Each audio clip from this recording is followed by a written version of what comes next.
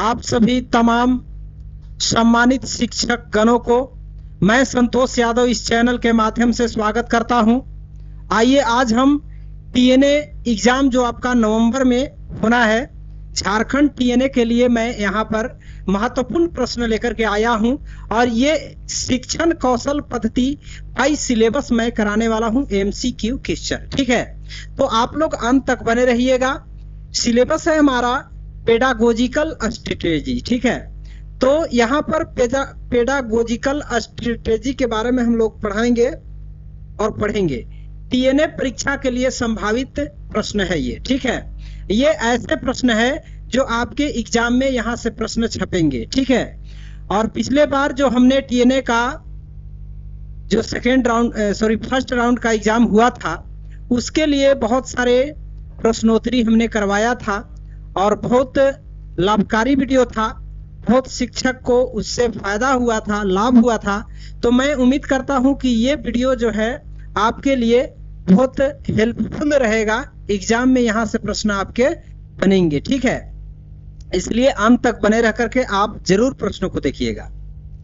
ठीक है, और बहुत शिक्षक से हमने बात किया था कि पिछली बार जो एग्जाम हुआ था उसमें लंबे लंबे प्रश्न आ रहे हैं, पढ़ने में ज्यादा समय लग रहा है। तो यहाँ पर अबरी बार जो है हमने लंबे लंबे प्रश्न को ही लाया है। पेडागोजिकल स्ट्रेटेजी से लंबे लंबे प्रश्न को मैंने लाया है ताकि आपका एग्जाम में हेल्पफुल हो। ये प्रश्न नहीं पूछे जाएंगे, ये कोई जरूरी नहीं है कि यही प्रश्न आपके एग्जाम में मिलेंगे, लेकिन यहाँ पर जब आप प्रैक्टिस कर लेंगे तो जो लंबे लंबे आपका प्रश्न आता है वो पढ़ने के लिए आप में हैबिट आ जाएगा, आदत आ जाएगा। तो आप यहाँ अगर प्रैक्टिस कर लेते हैं तो आपका एग्जाम में प्रश्न जो है पढ़ने में कठिनाई नहीं होगी। ठीक है, तो आइए हम लोग यहाँ पर प्रश्न देखते हैं। संभावित प्रश्न है ये प्रश्न संख्या फर्स्ट। इससे पहले आप यदि मेरे चैनल पर पहली बार विजिट किए हैं तो चैनल को जरूर सब्सक्राइब कर लीजिएगा ताकि मैं आपके लिए यूजफुल वीडियो लेकर के आता रहूं टीएनए एग्जाम 2025 के लिए। तो देखिए प्रश्न है कि अध्यापक के लिए सबसे मूल्यवान क्या चीज होता है। अध्यापक के लिए सबसे मूल्यवान चीज जो होता है प्यारे साथियों, उसकी नौकरी होता है? नहीं। उसकी गरिमा एवं मर्यादा होता है? ये भी नहीं। उसकी शिक्षण के प्रति आस्था? ये केवल नहीं होगा। ऑप्शन सी करेक्ट होगा प्यारे साथियों। छात्रों का विश्वास, छात्रों का यदि आप विश्वास जीत लेते हैं तो सबसे अध्यापक के लिए वही मूल्यवान चीज होता है। ठीक है, देखिए प्रश्न 2 नंबर। प्रश्न 2 क्या कर रहा है प्यारे साथियों, कहता है कि अच्छा अध्यापक वह है जो मेधावी व परिश्रमी है या अपने विद्यार्थियों से सच्ची लगन रखता है या सदा जीवन व्यतीत करता है या अपने विषय में प्रवीण है। तो यहाँ पर जो है ऑप्शन बी करेक्ट होगा। अपने विद्यार्थियों से सच्ची लगन जो रखता है वही अच्छा अध्यापक हो सकता है। इसके बाद प्रश्न देखेंगे हम लोग 3 नंबर। ये देखिए प्रश्न है प्यारे साथियों कि शिक्षा के प्रचार एवं प्रसार से, शिक्षा के प्रचार एवं प्रसार से लोकतंत्र मजबूत होता है या अंधविश्वास में कमी आती है या आर्थिक विकास की दर बढ़ती है या ये सभी होता है। तो प्यारे साथियों लोकतंत्र मजबूत होता है, अंधविश्वास में कमी आती है, आर्थिक विकास की दर बढ़ती है, यानी कि ऑप्शन डी यहाँ पर करेक्ट होगा। ठीक है, चलिए फटाफट हम लोग आंसर करते चलते हैं।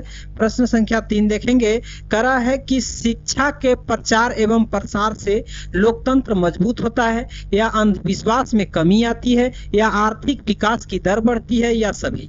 अभी जस्ट ये प्रश्न हमने करवाया था, डबल रिपीटेड है, इसलिए आप इसका प्रश्न का आंसर ऑप्शन डी कर दीजिएगा। ठीक है, इसके बाद देखिए प्रश्न क्या है।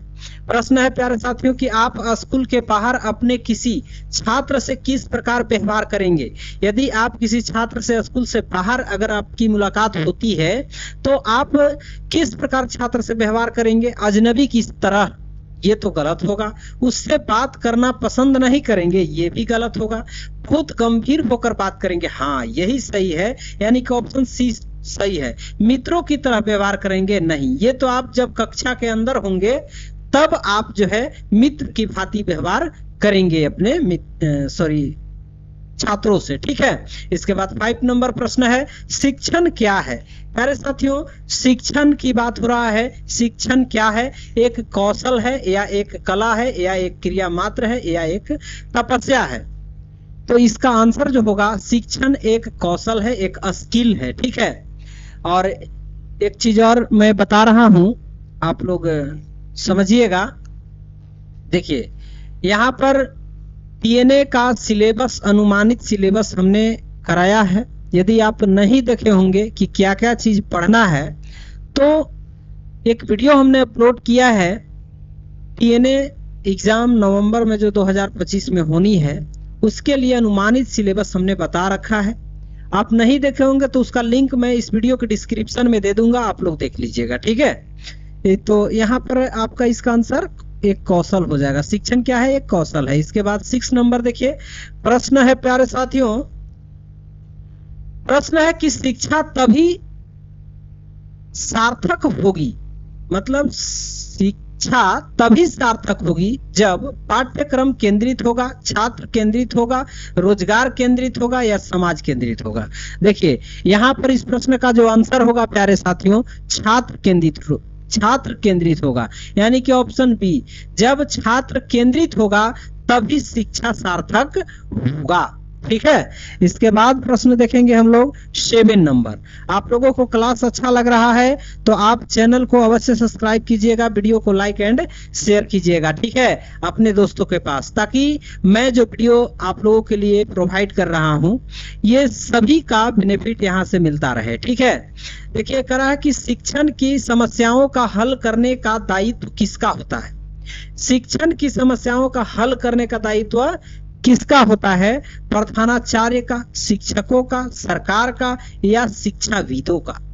तो इस प्रश्न का जो आंसर होगा, शिक्षण की समस्याओं का हल करने का दायित्व किसका होता है? तो उस शिक्षाविदों का यहाँ पर ऑप्शन डी करेक्ट हो जाएगा, ठीक है। इसके बाद प्रश्न नंबर 8 देखिए, इंपॉर्टेंट प्रश्न है। प्रश्न है कि शिक्षक की योग्यता एवं आचरण का सबसे अच्छा मूल्यांकन करते हैं, ठीक है। देखिए यहाँ पर टीएनए का जो एग्जाम होना है, टीएनए का मतलब training need assessment, teacher need assessment, ठीक है।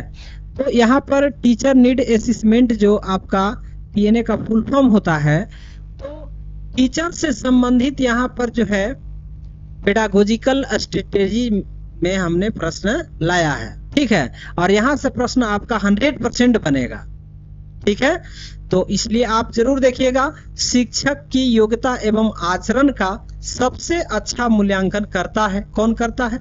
उनके प्रधानाचार्य करता है या उनके शिष्य करता है या समाज के सभ्यता लोग करते हैं या विशेषज्ञ करते हैं? तो यहाँ पर ऑप्शन बी करेक्ट होगा, उनके शिष्य ही कर सकते हैं कि सर या शिक्षक की क्या योग्यता है, क्या आचरण है, ठीक है। इसके बाद 9 नंबर प्रश्न ये रहा स्क्रीन पे, और इस प्रश्न का आंसर प्यारे साथियों बताइए क्या होगा? आपके विचार में शिक्षा का उद्देश्य होना चाहिए, क्या होना चाहिए? शिक्षा ग्रहण करने के बाद नौकरी, छात्रों की मानसिक योग्यता का विकास, छात्रों का साक्षर बनाना, बालकों का सर्वांगीण विकास। देखिए बालकों का सर्वांगीण विकास यदि आप कराते हैं तो यही सबसे बड़ा चीज होता है शिक्षा का उद्देश्य, ठीक है। सर्वांगीण विकास में आपका सब आ जाएगा, ठीक है। इसके बाद 10 नंबर है, करा है कि पाठ्यक्रम, एक मिनट, हाँ पाठ्यक्रम क्वेश्चन थोड़ा सा नीचे लेते हैं। हाँ प्रश्न है ये रहा आपका। देखिए प्रश्न क्या है, पाठ्यक्रम निर्माण किस बात को मुख्य रूप से ध्यान में रखना चाहिए? जब पाठ्यक्रम का निर्माण आप करते हैं तो किस बात का मुख्य रूप से ध्यान देना चाहिए? शिक्षा के उद्देश्य को, छात्र की आवश्यकताओं, रुचियों एवं योग्यताओं को, शिक्षण अनुसंधान को, ए और बी दोनों, यानी कि यहाँ पर देखिए ऑप्शन ए और ऑप्शन बी दोनों सही होगा, यानी कि ऑप्शन डी हम लोग करेक्ट कर लेंगे। इसके बाद देखिए 11 नंबर प्रश्न है। 11 नंबर प्रश्न क्या कर रहा है, देखिए एक प्रधानाचार्य का होना चाहिए, एक प्रधानाचार्य का क्या होना चाहिए, छात्र के लिए प्रेरणादायक होना चाहिए, अध्यापकों के लिए समानता का भाव रखने वाला होना चाहिए, या कुशल प्रबंधक होना चाहिए, या ये सभी होना चाहिए। तो ऑप्शन डी ही आपका करेक्ट होगा प्यारे साथियों। इसके बाद 12 नंबर प्रश्न देखिए, बहुत शानदार प्रश्न है। देखिए प्रश्न है कि आपके अनुसार शिक्षण की योजना पद्धति होनी चाहिए, क्या होनी चाहिए, शिक्षक केंद्रित होना चाहिए, प्रोजेक्ट केंद्रित होना चाहिए, पाठ्य पुस्तक केंद्रित होना चाहिए, बाल केंद्रित होना चाहिए। तो बालक केंद्रित होना चाहिए, यहाँ पर ऑप्शन यहाँ पर डी आपका करेक्ट होगा। ठीक है। इसके बाद 13 नंबर प्रश्न है, प्यारे साथियों ध्यान दीजिएगा, एक अध्यापक का श्रेष्ठतम गुण है, एक अध्यापक का श्रेष्ठतम गुण क्या हो सकता है, अध्यापक के प्रति पूर्ण समर्पण, अध्यापक के प्रति उच्च चरित्र, अध्यापक के प्रति उच्च विचार, अध्यापक के प्रति धर्म निर्भीकता। तो इस प्रश्न का जो आंसर होगा प्यारे साथियों ऑप्शन ए हो जाएगा, अध्यापक के प्रति पूर्ण समर्पण होना चाहिए। ठीक है। इसके बाद 14 नंबर प्रश्न देखिए, ये रहा स्क्रीन पे आपका प्रश्न है कि अध्यापक मुख्य रूप से किसके प्रति जवाबदेह होता है। जो अध्यापक होता है वो किसके प्रति जवाबदेह होता है प्यारे साथियों, तो इसका आंसर क्या होगा, समाज तथा छात्रों के प्रति, प्रधानाचार्य के प्रति, अभिभावक के प्रति, या सरकार के प्रति। तो इस प्रश्न का आंसर होगा समाज तथा छात्रों के प्रति, प्रधानाचार्य के प्रति, अभिभावक के प्रति, यानी कि ऑप्शन ए ही आपका यहाँ पर करेक्ट होगा। ठीक है। अध्यापक का मुख्य रूप से किसके प्रति जवाबदेह होना चाहिए, समाज और छात्रों के प्रति। इसके बाद नेक्स्ट प्रश्न नंबर 15 देखेंगे हम लोग स्क्रीन पे, ये आपका है। देखिए प्रश्न क्या है और कैसे बनेगा। कह रहा है कि ग्रामीण अंचलों में बच्चों के स्कूल से भागने तथा पढ़ाई छोड़ने का कारण क्या हो सकता है। स्कूल का निरस्त वातावरण, छात्रों की बाल श्रमिक बनने का लालसा, छात्रों का अध्यापक से डरना, या ये सभी। तो प्यारे साथियों इस प्रश्न का आंसर हो जाएगा स्कूल का निरस्त वातावरण हो सकता है, इससे भी ग्रामीण क्षेत्र में बच्चों का स्कूल छोड़ करके भागना पड़े, पढ़ाई न करे, या छात्रों की बाल श्रमिक बनने की लालसा, ये भी हो सकता है। छात्रों का अध्यापक से डरना, बहुत छात्र अध्यापक से डरते भी हैं, ये भी हो सकता है कि सर मारेंगे, यानी कि ऑप्शन डी भी आपका यहाँ पर करेक्ट हो जाएगा। ये सभी ऑप्शन करेक्ट है। 16 नंबर प्रश्न हम लोग देखेंगे प्यारे साथियों, प्रश्न क्या है और कैसे बनेगा। अध्यापक की कार्य क्षमता को बढ़ाया जा सकता है। एक अध्यापक जो है उसकी कार्य क्षमता को कैसे हम लोग बढ़ा सकते हैं, परीक्षा फल के अनुसार पदोन्नति दे करके, कड़े स्कूल प्रशासन द्वारा, अध्यापक के कार्यों की सराहना करके, या अच्छा वेतन दे करके। देखिए यहाँ पर शिक्षक के कार्य क्षमता को कब बढ़ाया जा सकता है, जब उसकी हम लोग प्रशंसा करेंगे, या सराहना करेंगे, या मोटिवेट करेंगे कि आप अच्छे पढ़ाते हैं, आपकी शैली अच्छी है, हाँ आप अच्छे बोल लेते हैं, बच्चों के प्रति आपका जागरूकता है, बच्चों पर ध्यान देते हैं। तो इस तरह से हम लोग एक अध्यापक को मोटिवेट करके उसके कार्य क्षमता को बढ़ा सकते हैं। इसके बाद 17 नंबर प्रश्न देखेंगे हम लोग, करा है कि शिक्षा शक्ति एवं सत्ता का स्रोत, शिक्षा शक्ति एवं सत्ता का स्रोत क्या है, तो महिलाओं के लिए है, पिछड़ों के लिए है, बालकों के लिए है, ए और बी दोनों, यानी कि ए और बी दोनों सही है, ऑप्शन डी मार दीजिएगा, करेक्ट हो जाएगा। ठीक है। इसके बाद हम लोग देखेंगे 18 नंबर, ये रहा स्क्रीन पे, और देखिए यह प्रश्न का आंसर क्या होगा प्यारे साथियों। भारत में शिक्षित बेरोजगारी का प्रमुख कारण क्या है। भारत में शिक्षित बेरोजगारी बढ़ गया है, आपको पता है, तो आखिर इसका कारण क्या हो सकता है। सरकार की रोजगारी के लिए ठोस नीति का न होना, या शिक्षा का व्यापक प्रसार, या उद्देश्यहीन शिक्षा, या घटिया स्तर की शिक्षा। तो यहाँ पर आपको पता है भारत के अंदर जो शिक्षित बेरोजगारी बढ़ गया है, इसका प्रमुख कारण है उद्देश्यहीन शिक्षा, मतलब अच्छी शिक्षा नहीं मिल रहा है, इसीलिए जो है बेरोजगारी दिन पर दिन बढ़ता जा रहा है। अब ये किस पर लागू होता है, जैसे मान लीजिए केवल शिक्षक पर ही लागू नहीं होता है, केवल विद्यार्थी पर ही लागू नहीं होता है, ये सभी पर लागू होता है। मुख्यमंत्री, प्रधानमंत्री, ऐसे ऐसे लोग जो है शिक्षाहीन व्यक्ति को यदि आप सरकार बना देंगे तो वो क्या विकास करेंगे। ठीक है, तो यहाँ पर जो है सब चीजों पर ध्यान देना होता है। तो उदासीन शिक्षा जो है यही जो है एक बेरोजगारी का कारण बनता है। इसके बाद 19 नंबर प्रश्न देखेंगे हम लोग। देखिए प्रश्न है कि हमें शिक्षा ग्रहण करनी चाहिए क्योंकि शिक्षा ग्रहण करनी चाहिए, क्यों करनी चाहिए? व्यक्ति को विद्वान बनाती है, या व्यक्ति को स्वावलंबी बनाती है, या व्यक्ति को अर्थोपार्जन योग्य बनाती है, या ये सभी। तो यहाँ पर इस प्रश्न का आंसर जो होगा ना, ऑप्शन डी करेक्ट होगा। ठीक है, ये सभी हो जाएगा। इसके बाद 20 नंबर प्रश्न देखिए, स्क्रीन पे आपको दिखाई दे रहा होगा प्यारे साथियों। करा कि किस प्रकार का कक्षा नेतृत्व सबसे उत्तम माना गया है। ठीक है, तो सबसे उत्तम जो है प्रभुत्ववादी माना गया है, या सभी का मिला जुला रूप, या लोकतांत्रिक, या प्रयोजनवादी। इस प्रश्न का आंसर ऑप्शन सी हो जाएगा, लोकतांत्रिक माना गया है। ठीक है, इसके बाद 22 नंबर प्रश्न वही है, रिपीटेड नहीं, सॉरी, यहाँ पर 22 नंबर अलग क्वेश्चन है, तो इसको भी हम लोग देखेंगे। करा कि ग्रामीण क्षेत्रों के उत्थान का लक्ष्य होना चाहिए। एक ग्रामीण क्षेत्र के उत्थान का लक्ष्य क्या होना चाहिए? प्राइमरी एवं ब्रॉड शिक्षा का प्रसार, नागरिक सुख सुविधाओं का विस्तार, उच्च शिक्षा का प्रसार, या ये सभी। तो यहाँ पर ऑप्शन ए ही करेक्ट होगा हमारी समझ से, प्राइमरी एवं ब्रॉड शिक्षा का प्रसार। ठीक है, ऑप्शन ए ही करेक्ट होगा। इसके बाद हम लोग देखेंगे 23 नंबर, ये रहा स्क्रीन पे। देखिए प्रश्न क्या कर रहा है, कह रहा कि प्रधानाचार्य अपने अध्यापकों से आशा करता है। एक प्रधानाचार्य अपने अध्यापक से क्या आशा रखते हैं? समर्पण एवं निष्ठा की, या अज्ञात पालन भाव की, या योग्यता एवं ज्ञान की, या ये सभी। तो यहाँ पर जो है ऑप्शन ए करेक्ट होगा, समर्पण एवं निष्ठा की जो है आशा रखते हैं अपना प्रधानाचार्य अपने अध्यापक के प्रति।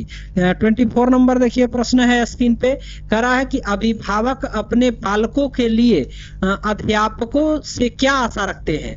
एक अभिभावक मतलब बच्चा का गार्जियन, छात्रों के गार्जियन जो होते हैं उनको अभिभावक बोला जाता है।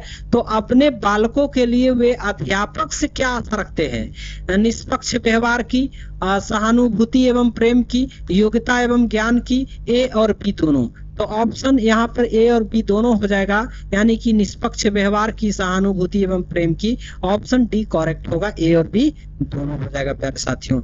इसके बाद देखिए इस वीडियो का लास्ट प्रश्न है जो आपके लिए बेहद मस्ट इंपोर्टेंट है। देखिए है करा कि यदि आपसे किसी गंभीर विषय पर भाषण देने के लिए कहा जाए तो आप क्या करेंगे? इस विषय पर मित्रों से सलाह लेंगे, या स्पष्ट मना कर देंगे, या सहर्ष तैयार हो जाएंगे, या कुछ देर का समय मांगेंगे? तो प्यारे साथियों इस प्रश्न का आंसर हमारी समझ से सहर्ष तैयार हो जाएंगे। ऑप्शन सी ही आपका करेक्ट हो जाएगा। ठीक है, तो मैं उम्मीद करता हूं कि आप लोगों को ये क्लास बहुत अच्छा लगा होगा, और यदि आप लोगों को ये समझ में सेशन आया तो आप चैनल को सब्सक्राइब कर लीजिएगा, वीडियो को लाइक एंड अपने दोस्तों के पास जरूर शेयर कीजिएगा। मिलते हैं नेक्स्ट वीडियो में, तब तक के लिए thanks for watching this video.